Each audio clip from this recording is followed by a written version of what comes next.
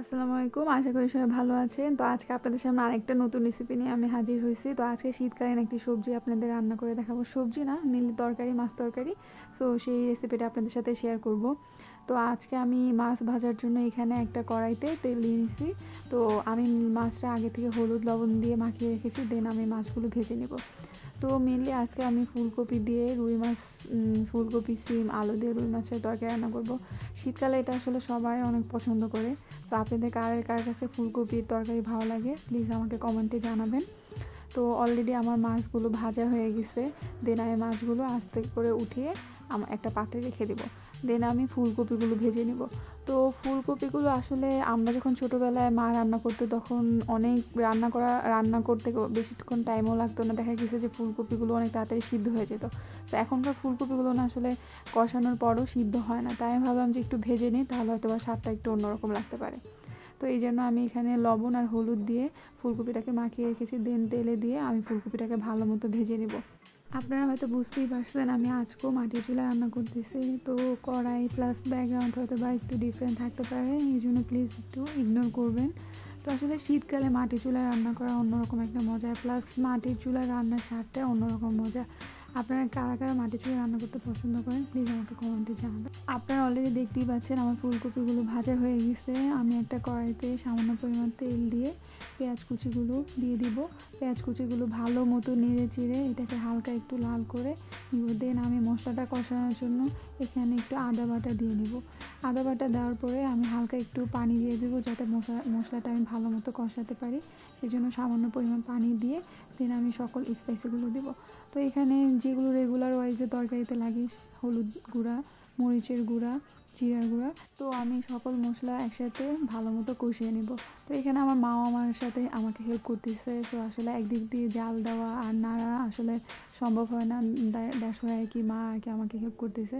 তো অলরেডি আমার মশলাগুলো কষে এসেছে। তো আমি এখানে কেটে রাখা আলু, সিমগুলো ভালো মতো কষিয়ে নেব। আমি ফুলকপিটা পরে দেবো, যেহেতু ফুলকপিটা আমি আগে থেকে একটু ভেজে রাখছি। আগে আমি সিম আর আলুটাকে ভালো মতো কষিয়ে নেব। তো আপনারা হয়তো লক্ষ্য করতে পারছেন যে এখানে সিম আলু ছাড়াও কিছু হালকা সবুজ কালার কিছু দেখা যাচ্ছে। সেটা হলো ফুলকপির অনেক সময় কিছু ডাঁটার মতো থাকে, যেগুলো কচি থাকে, সেগুলো অনেক সময় ছুলে আসলে খাওয়া যায়। তো এই জন্য আমার মা এখানে কেটে ওই ফুলকপির ডাঁটাগুলো নিছে। তো সিম আর আলুটা ভালো মতো সিদ্ধ হওয়ার জন্য আমি এখানে ঢাকনা দিয়ে ঢেকে রেখে দেবো। দেন ঢাকনা উঠিয়ে সামান্য পরিমাণ লবণ দিয়ে এই তরকারিটাকে আরও ভালো মতো কষিয়ে নিব।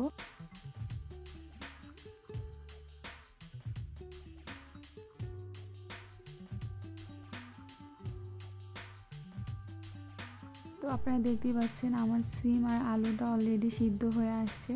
তো এই জন্য আমি এখানে ফুলকপিগুলো দিয়ে দিছি। দেন ফুলকপি যে পাত্রটাই ছিল সেই পাত্রটা হালকা একটু ধুয়ে এখানে আমি পানিতে দিছি, যাতে করে সিম আলু ফুলকপি একসাথে ভালো মতো কষে যায়। তো আমি কিছুক্ষণ পরে আবার ঢাকনা উঠিয়ে দেখতে পাচ্ছি যে আমার অলরেডি সিম আলু সিদ্ধ হয়ে আসছে। তো আমি এটাকে আরও ভালো মতো একটু কষে নেব, যাতে করে যে পানিটা আমি দিয়েছি সেটা একটু শুকিয়ে যায়। তো তারপরে আমি এখানে টমেটো দিয়ে দেবো। অনেক সময় আসলে টমেটোটা আপনারা হয়তো ঝোলের সাথেও দিতে পারেন, সেটা নির্ভর করে আপনাদের টমেটোর উপর।